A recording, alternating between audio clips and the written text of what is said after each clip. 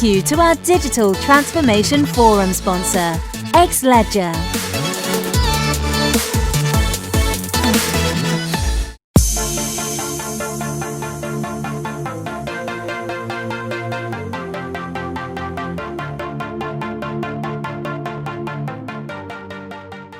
Hi, my name is Jonathan MacDonald, and I'm a Sunday Times bestselling author of a book called Powered by Change, and many others that didn't sell so well. This one kind of did, and I've packed that full and my career full of lots of experiences from working with companies big and small all over the world, including 10 of my own startups. I've had a modest hand in Ministry of Sound's digital strategy and Ogilvy's mobile strategy. I've helped Google and Apple and Lego and Unilever and IKEA and others. And really, to be honest with you, what I do, what the business I'm in, my purpose in life, is to enable people to think differently. That's what I do. And so I'm honoured to be here with you today. And let's look into how we can really work on our thoughts and how our mindset around change can be manipulated for success. My publishers of my fifth book, Powered by Change, were not impressed with my single line version of my manuscript, which eventually had to be made into 80,000 words. My single line version of my manuscript was actually, success is about how well we change and failure is about how much we don't. Because that is essentially the way the difference between success and failure is a mindset construct. And it's something that I think today more than ever, you can imagine that's either in a business context or in a personal context. Our responsiveness to change over time seems to decrease. If you think about how responsive we are when we're kids, all the way through to how responsive we are now in our slightly older years. But the rate of change, of exponential growth of change, actually happens inversely proportional to that responsiveness. So what we find over time is that against our responsiveness, there is a growth rate which is actually superseding us. It's accelerating faster than us. Someone would go as far as to say, and if you're a fan of hashtags, here's one, that today is the slowest pace of change you'll ever experience.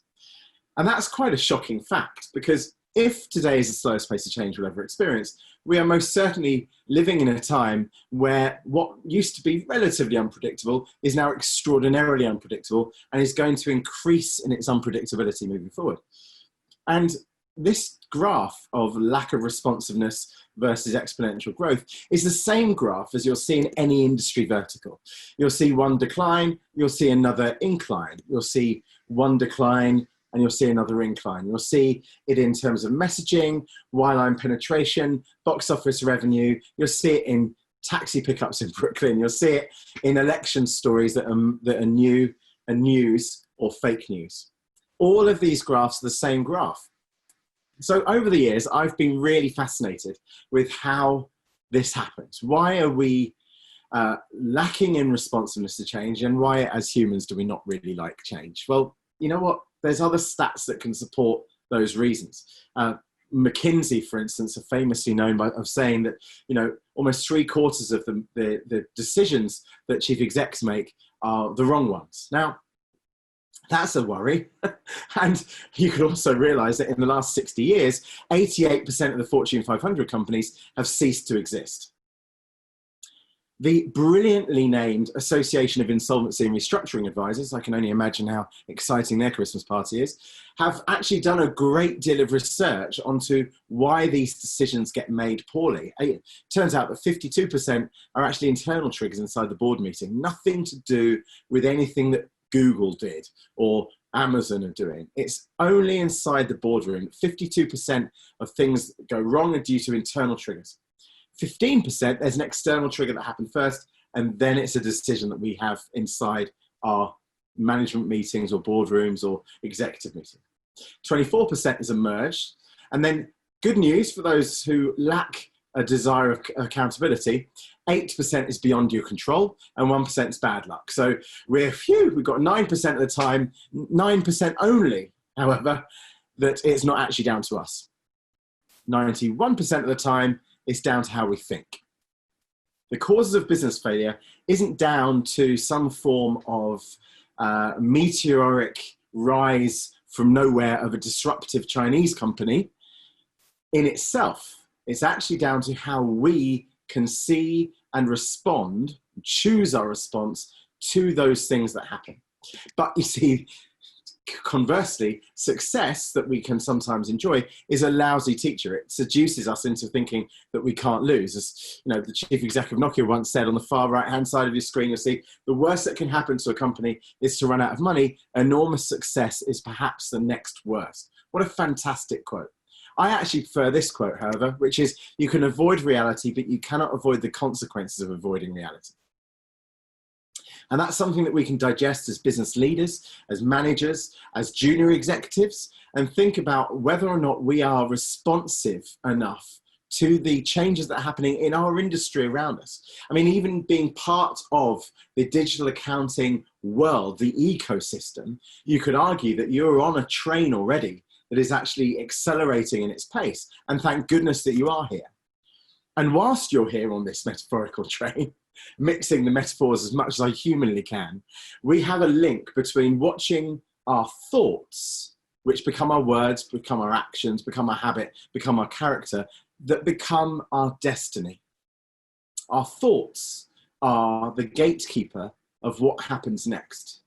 If you want to increase your profitability by 15x in times of C19, it will be down to upgrading your thought patterns by 15x. But we spend so much time in the gym, we spend so much time eating kale, and we spend very little time training our thought muscle. In fact, that's something that is massively under-prioritized. Why? Why, if we know that how we think actually determines our reality and our perception, why would we spend very little time thinking about our thinking? And one of the reasons is because we actually have internal biases. Biases that actually force us, without us realizing, to think that this is irrelevant. I already know how I think, John. Thanks for the information, though. I'm all good. And then we have to, once all of the bravado and the ego is put to one side, we have to think, why then are we stuck in, I don't know, a holding pattern of mediocrity, never actually feeling fulfilled in our lives, in a relationship that's suboptimal, doing a job that soul destroys us? These are actually things that we can think ourselves out of if we were to work our thought muscle. So if you allow, I'm going to spend only 30 minutes of your time now to just go through some of the exercises that you could apply to your thought muscle to enable you to be more powered by change, by this accelerating phenomenon that is the reality. This, ladies and gentlemen, are the 7 mindsets needed to create the most powerful business models. Number 1. If you were to be in a situation of being concerned about what could happen to an industry vertical or could happen to your company, you could be so concerned that you could be paralyzed into inactivity. You could be paralytically paranoid. And I would like to propose an alternative, which is productive paranoia. Actually using paranoia as a fueling mechanism for things that we can change. Not paranoia so that we actually think, oh no, nothing's going to work, but paranoia in a way of thinking, you know what, this is a risk. Let me do something about it. I mean, you could argue that the tobacco companies looking at the electronic cigarettes patents by this guy, Hon Lick, they could have looked at that and thought, you know what, let's work together. But what they actually did was think, electronic cigarettes will never take off. And now, of course, they pay $100 million a month in licensing rights to use this patent. You see, they're not productively paranoid. And we, in this ecosystem we're in, need to be productively paranoid and thinking what could disrupt us. Now, the DNA of disruption is quite interesting because let's assume on the far left-hand side, there's a fundamental change in consumption, production, or distribution of something. It could be your product or service range or anything that you bring to market. Let's assume there's a fundamental change. So far, so good. And we know that today's the slowest pace of change we'll ever experience. Therefore, this fundamental change happens every minute, and then every second, and then every millisecond. So next up, we have a low threat rating, which is widespread. I found we tend to see the fundamental change as something that isn't relevant to me, is happening elsewhere, is never going to happen here. Yeah, but the competitors haven't done it. Yes, but the competitors have done it. We've got plenty of money to out-innovate. We've got plenty of time, and all of the other business poisons. Low threat rating. The next thing to happen is the inflection point into the mainstream. And when that happens, the inflection point to the mainstream, it's too late. Now, notice this graph. Have you seen it anywhere before? This graph of existing business models decline and the inclination of the rate of disruption is exactly the same as every graph in every single industry vertical, including the financial services sector, especially in accounting, where we actually have this moment of time where we can choose not to see things as a low threat, but as a massive opportunity. And today is the day where you can absolutely guarantee you have that opportunity if you so wish. I would ask yourself, ourselves, what is your e-cigarette? What is already happening that could disrupt? Not things that you already know are the disruptors, the people you're already concerned about. I want to know about the things you class as a low threat rating that will never happen here. Because over the last 120 years of commercial history, those things that have never happened here always happen there. And the companies that don't innovate themselves fast enough are the very same that claim that this will never happen. Which is why 88% of the Fortune 500 cease to exist. Which is why 75% of chief execs' decisions are the wrong decisions. Which is why 52% of business decisions that go wrong happen internally with no external input whatsoever. What is your e-cigarette?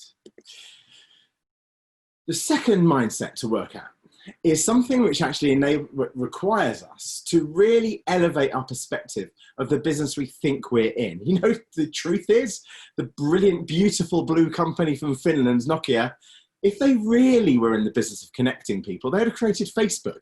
They weren't in the business of connecting people. They had business of selling lots and lots of plastic devices. That's different than connecting people. If you actually elevate your perspective to actually living that purpose, your innovation opportunities are incredible. It's the reason why Harley Davidson aren't in the business of selling motorbikes. They're in the business of enabling the experience of freedom.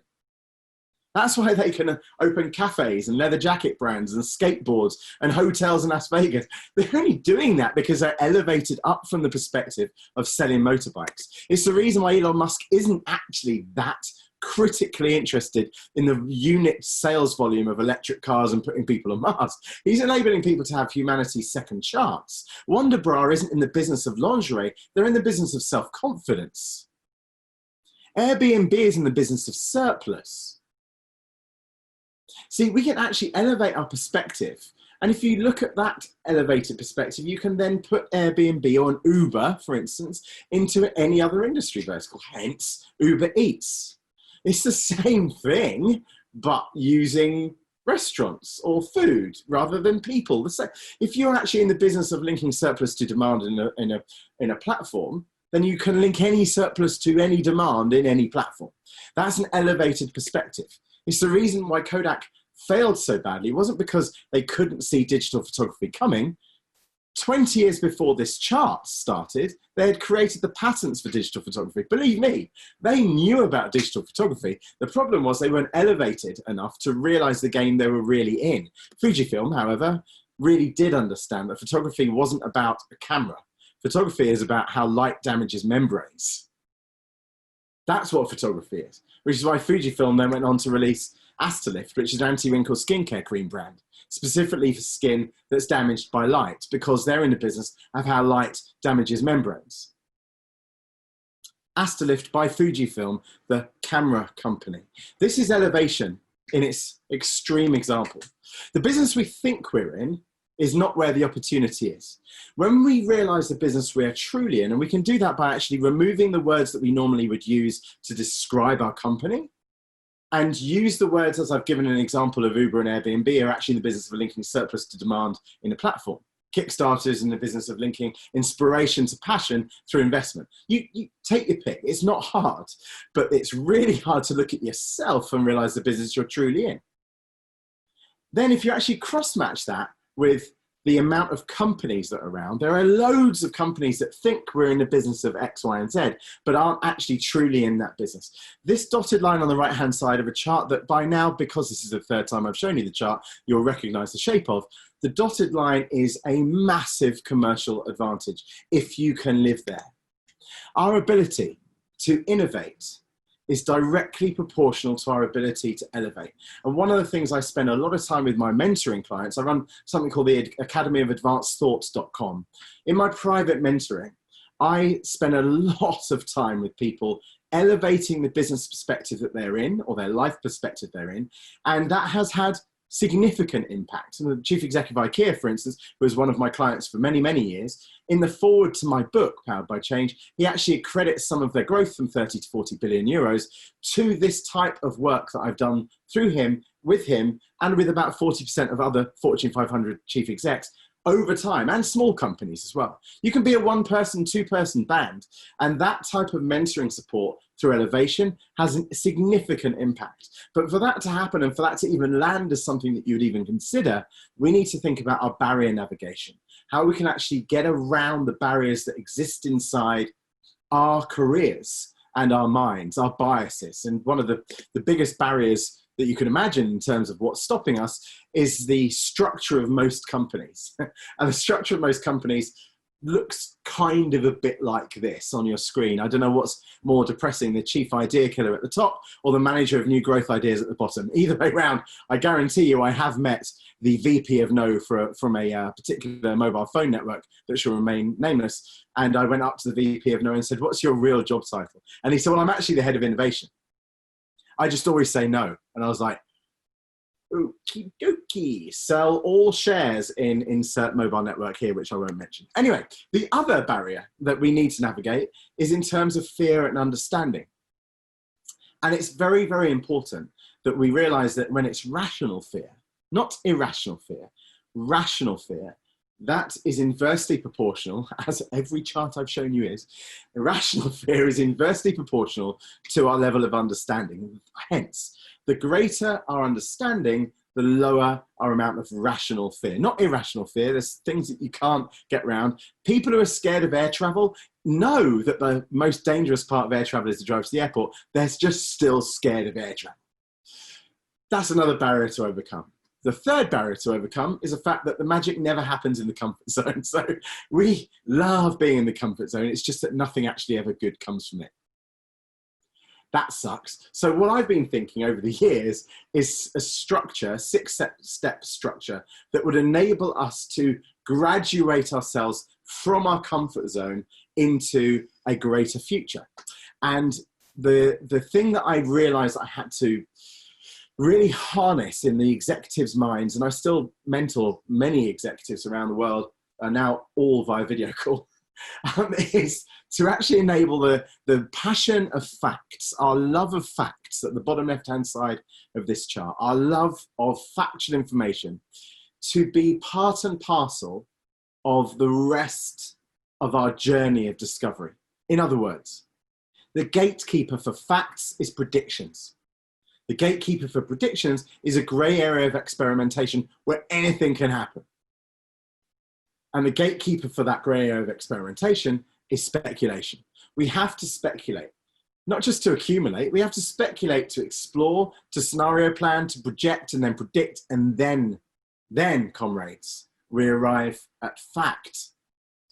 And that model has helped a lot of people over the years. And I think in the Academy of Advanced Thought that I run, the work is primarily in elevating people's perspective to realize that their comfort zone isn't where the stuff's going to happen, and get to facts through our ability to speculate. In fact, I always say that increasing the amount of facts available involves increasing the amount of speculating you do. So let's assume that we have the barrier navigation nailed. So we have our productive paranoia, we have our elevator perspective, and we see our barriers and we can navigate them. We will arrive at something that I call a paradox in our brain. This is a personal gym session for your brain happening here. You will arrive at this moment in time, and if you align it to the muscular properties of your body outside of your brain, then this is the moment where you know that what you could be doing is your standard exercises that you do every single time you go to the gym, but actually exploring the new exercises is where you'll actually be able to work new muscle groups. But actually you want to exploit the existing muscle groups that you're working, but you know you need to be exploring the new muscle groups. In your brain, it happens exactly the same. And This is what I call the paradox of exploitation versus exploration. How much do we continue the same thought patterns and business models whilst also exploring the new? You could metaphorically link that to an oil tanker versus a speedboat. You know, the way that we think as an oil tanker is 1 degree difference per year, whereas a speedboat can move 1 degree per second.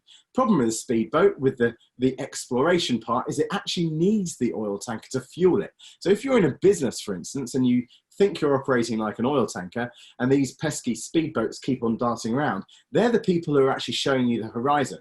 If you're a speedboat and you think, oh, this oil tanker is a real pain, you know, they keep on holding us back, remember who's fueling you. We actually need this duality, and a paradox requires a balance. To balance the exploitation and exploration, we need profit and loss redesign to stop those pesky red numbers being a warning sign for the chief financial director saying, sack the speedboat team. You have to separate them so the speedboat team can operate on its own. And one of the things that I do with a lot of my business clients is I help them see the difference between speedboats and oil tankers and the activity that they do and are required for the company. And primarily we look at whether the benefit is outweighing how much it would actually cost to change or the cost of not changing, which in and of itself brings about the fifth mindset that we can actually work on as part of our thought muscle. And this mindset is around the benefit, the cost of not changing. I use this term alternative ROI. Now, we know and love return on investment. Of course, that's what it's all about, right? But actually the alternative ROI is risk of inaction. What happens if we don't do something? I totally get all of the beautiful business poison risks of what if we do, like, well, we don't know what will happen. Maybe we'll lose all our money. We might look stupid. The competitors might copy us. The marketplace may not follow us. The consumers may stop trusting us. Great. Now model out what happens if you don't do anything at all. Because when the winds of change are blowing, some build a wall and others build a windmill. The question is whether or not you're building a wall against the perpetual certainty of the only thing that can be predicted in life, which is change, or whether or not you're actually building a windmill and enabling yourself to be powered by it. And that risk of inaction then can be quite easily calculated. Let's assume we're in the windmill business. We walk into a part of our brain and a part of our business where we are now in the business of powering ourselves by all of the uncertainty that comes around. And you may ask me, okay, John, tell me now then where these new innovative ideas are going to come from. Okay, I get it. I buy it. I'm productively paranoid. I've elevated myself. I know where the barriers are that I need to navigate, and I've got my framework in place of all of the things that I need to know about the paradox of exploitation and exploration. I'm good. Where's the money going to come from? Well, where there's a mess, there's a market. And if you can find a mess, if you can find something that is in disarray or is disordered or has a bad predicament of it, and believe it or not, at the time of recording in September 2020, there is mess everywhere. In every marketplace, in every consumer landscape, in every business to business landscape. And it's not just mess in terms of how hard it is to file your expenses. It's mess in terms of all manner of procedures and duplicate and triplicate, and still how hard it is to check into a hotel in the Western world, despite in other parts of the world, you don't actually need to sign anything 3 times or have a plastic card that magnetizes itself against your credit. Come on. There's messes everywhere. This is all where the cash is. If you can find a mess and fix a mess, you have a market to exploit. Where there is a mess, there is a market. Now, to imagine that mindset, to imagine this flexing of our thought muscles, we must also then have something else that goes alongside it.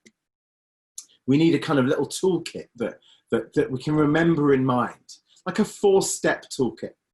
And I would suggest this: start with the most simple mess that you know exists, whether it's the fact that after you wash your hands in the public bathroom, you leave through the door that you touch the handle of which 70% of people haven't actually washed their hands and touched the handle of, thereby undoing the thing that you did when you washed your hands, times the 1 trillion door handles in the world, is a mess. Hotel check-in is a mess. Filling up your car with fuel, touching the same fuel pump in a world of pandemic that is exponentially rising is a mess. Face masks with variant degrees of efficiency and effectiveness is a mess. Trying to legislate in certain times of financial changes is a mess. The financial regulations that we will face in the times of a depression is a mess. Start with these messes if you want to know where your next innovation is going to come from, because you know them, you can list them. Look at the newspaper today, drop a pen down on one page, on any page, and it will land on a mess. Use existing solutions to fix the mess. Keep the solutions super simple. And finally, don't make more mess. This four-way structure of mess finding is something that has unlocked multiple millions and billions for people I've worked alongside and have had the honor to play a modest hand in their success through mess. This is something that you can apply today. And remember, if you are doing this already, don't fall into the knowing doing trap. A lot of people that I speak to around the world, and I do it all the time, every 2 or 3 days, speaking in front of various different audiences, never do the same keynote twice. I always, largely, as you can pretty much tell, make it up as I go along, but I kind of have some ideas of what I want to cover in various different slides. Or at least half of the people in any audience go, yeah, we do that. And I say, cool, wicked. Where are you tracking against your stretch goal? Well, it's hard, because of COVID. It's like, oh, come on. Listen, if you want the time to double down in business, now. Double down in business at a time when most of your competitors are hunkering down and waiting for the change to pass. You know what we're going to do, John? We're going to build a wall and hope that this situation changes and we return back to normal. As if any time in the history of humanity, anything ever did return to normal. Under what scenario, which multi-universe, is there a thing called normal that is returned to? The only prediction of the future is that things change. Therefore, the only type of future we can build is what we're building now. If we're not building now, then we're not actually in the future. But for this, with massive respect, we need an enabling culture. We need people around us, and we need to be these people who are enabled to be powered by these changes that we live in. A wonderful army theory by Kurt von Hammerstein-Eckert said that there are 4 different types of people. They're either stupid, diligent, lazy, and clever. And the people who are diligent and clever should be the admin. They should run stuff. People who are diligent and clever, obviously. People who are lazy and clever should be leaders. With absolutely no disrespect to any leaders watching this. And bear in mind, this is not my words. This is Kurt von Hammerstein-Eckert. I'd say go and find him and admonish him if he hadn't died so long ago. Lazy and clever people, he said, are leaders. His words. He also said that lazy and stupid people should be the troops, and the diligent and stupid people should be avoided. Now, to be slightly more politically correct, I've created my own version of this as a theory of company formation. I believe there are 4 types of people. There are people with a will, skill, no will, and no skill. At the HR conference in New York a couple of years ago, I was reminded that I can't actually say the word no skill because everyone somehow does have skill. So I changed this to less skill. And then you live longer and you realize that actually it is possible to actually have no skill. So let's imagine that in your company, there are people who maybe have the will, but they don't necessarily have the skill, or they have some skill. These are people who need to be put into a position of learning. And if they're not given the opportunity to learn, then they'll leave. And then they join a competitor where they'll learn to lead. Speaking of which, people with the will and the skill should be put into a position of leading. And if they're not given the position of leading, or permission to lead if they so choose, then they leave. And then they join a competitor, and then they lead there. And what's more so is they lead people who are learning to become new leaders. And then you double screw. Then there is the people with no will and no skill, who are just massive problems. And then there are the people with no will, but the skill, surplus skill. And according to the Gartner Employee Engagement Survey of 2014-15, there is 74% of a company in the top right-hand box of potentials.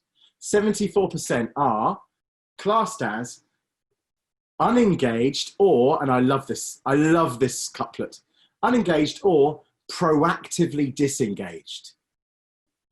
Proactively disengaged. These are people who are actually taking action to not do.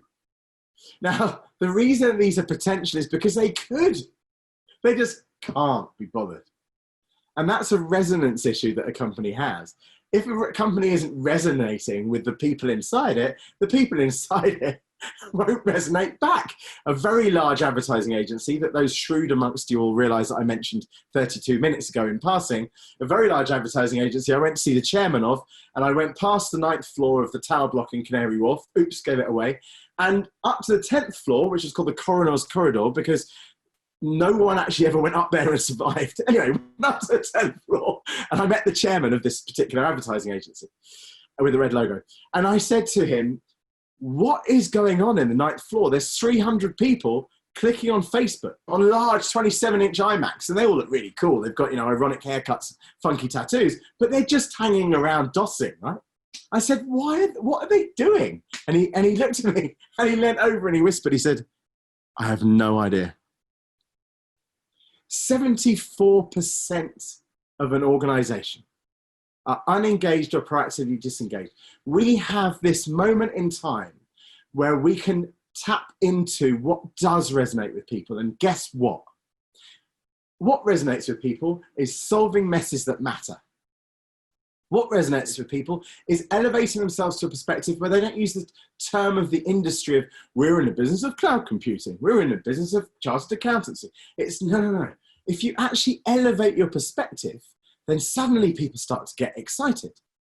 You can bring people in and say, you know what, Giles, you always think of new ideas. And I know that you're frustrated because we basically kill them through the VP of no all the time, saying, no, you can't, Giles, no, back in your box. Giles, we've decided you're now going to set up a speedboat team. Your role now is to only think of new ideas. And you feed them into this innovation funnel where we can actually sense check these ideas with people who want to surround themselves to that idea. And if no one surrounds themselves to the idea, then there's no team and there's no budget and it goes.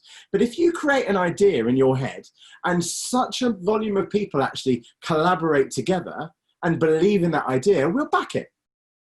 That's your speedboat. Now, it sounds fantastical, but the biggest and best companies in the world that I've helped have done it. W.L. Gore have done this. Lego do this. IKEA's innovation team is called the Speedboat team because of this. It's practical. It's real. It's tangible. In my book, there are 100 case studies of these models being used in your head and in your business.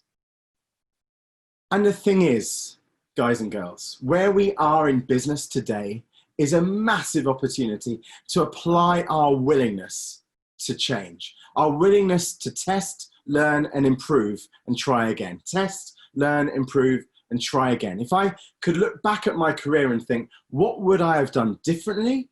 I'd have tested more, learned more, and improved more, and I'd have asked for help more. I'd have looked for my business partners and collaborators and production houses and different types of software and tools that could actually enable me to be powered by change more. I thought I was omnipotent when I was younger. I suspect that up until about the age of 42, I thought I was very good at lots of things, and then progressively realized that actually I'm very good at very, very few things. And then I just kind of double down on that, and I leave the rest to people who are younger and thinner and cleverer. So I think looking back, I've just realized that we all need help. And at this time of our lives, in this year, more than any other year that we'll ever remember, we need to work together more than ever before, and we need the willingness to do that. And with the will to succeed we will. Thank you.